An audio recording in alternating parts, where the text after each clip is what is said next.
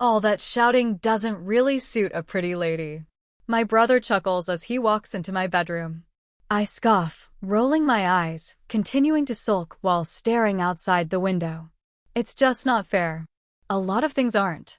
He simply states, getting me to turn around to look at him. Aren't you going to change something as the new alpha? Will you allow them to continue to just act as they please? I ask him, clenching the shiny surface of the sideboard I am sitting on. Missy, he sighs, putting his hands into his pockets. There is not really anything we could do.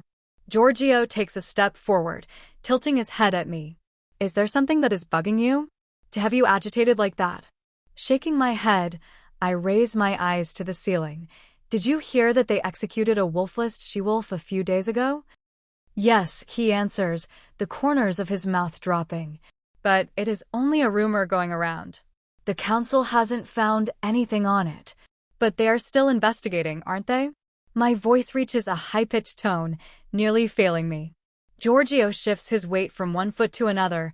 Yes, but dash. Nothing but. I scream, jumping off the furniture. They are animals. We should stop doing as they please. Having them treat us as puppets to pull off a show with.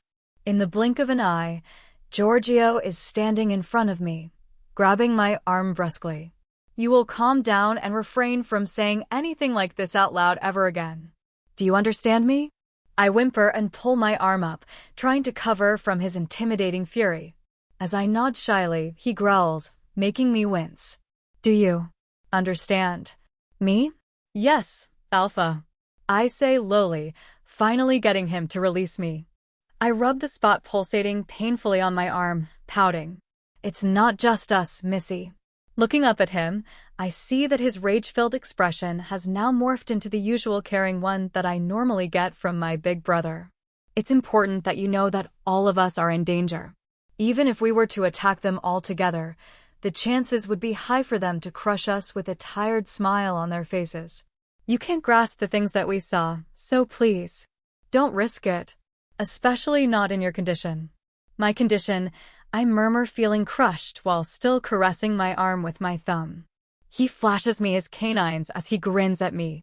So, care to change the subject and act like the shy, weak, and cowardly sister everyone supposes you to be?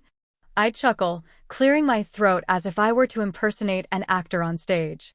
On a scale from 1 to 10, how nervous are you? Giorgio acts pensively as he sighs deeply. Maybe an 8? He answers indecisively, making me chuckle. Are you asking me? I sit back onto the sideboard, while he moves to stand next to me, and we look out of the window watching warriors train on the grounds below. Diana chose a really beautiful dress, I gotta tell you. I say in a whisper, my stare directed into the void. Seeing him smile in the reflection of the glass, my heart feels so happy that it could burst. 9 then. Mom is already calling her Luna. That's actually cute. Yeah. Giorgio turns around slowly, his shy smile still present. You will be coming, right? I wrinkle up my nose and shrug. Sure. Wouldn't miss it for no reason. Thank you. I'll set Zeno and Zach to your side. This way he will not dare to come close to you again. That would be awesome. Thank you. But I can defend myself. He is just a wimp. Let the ZS enjoy their evening with their girlfriends. He sighs again, holding me by my shoulders. We are a family, and they will understand. He has to learn that he lost you and has to let you be. Shaking my head, I grin up at him. You are already such a stubborn ruler. Don't worry. I'm unmated, and there must be some residues of our bond because of that. Still not a reason to be an asshole.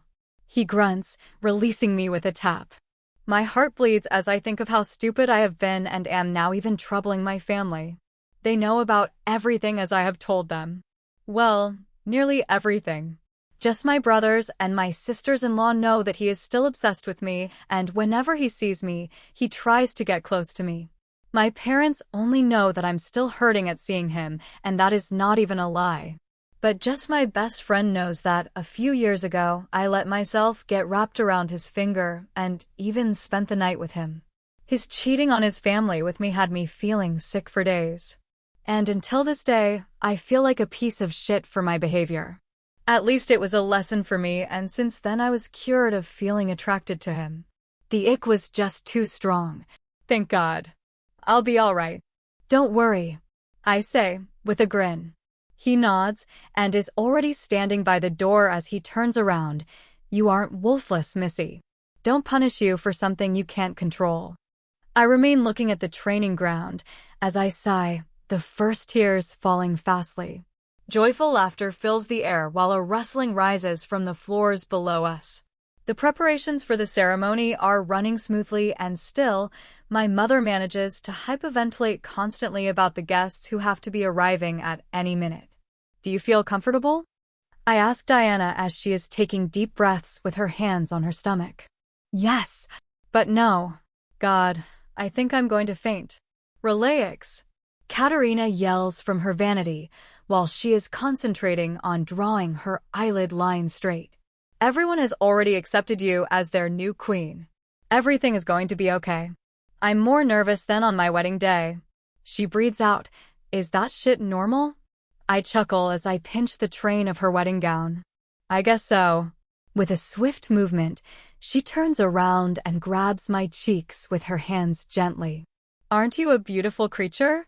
She presses a smooch on my cheek, making me gasp. Your red lips will destroy my makeup.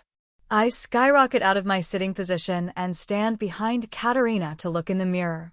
You cruel woman. I sat hours for it. Diana and Katerina laugh, and Katerina stands up to remove the traces of lipstick from my cheek.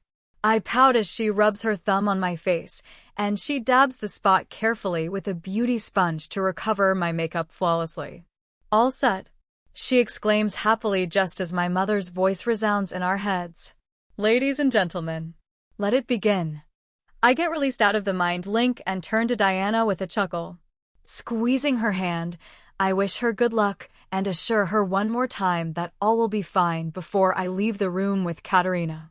She shouldn't be left alone, she whispers as we scurry down the stairs. I know, but it will be all right. Tradition asks for her to join us just at the time of the coronation. As we reach the ground floor, I halt just behind my mother and feel Zeno laying his arm around my shoulders. I can feel how everybody is anxious, but also extremely excited. My brothers and I stand there to face the first guests with a smile while my parents welcome them officially on our pack grounds. I stare in awe as the elegant representatives of other packs walk in dressed elegantly. Everybody seems to be working tonight. The organization of the guards, the escorts from the borders, and the logistics for the party bear witness to my mother's skill as Luna. We decide to move with the crowd and go to the back of the house.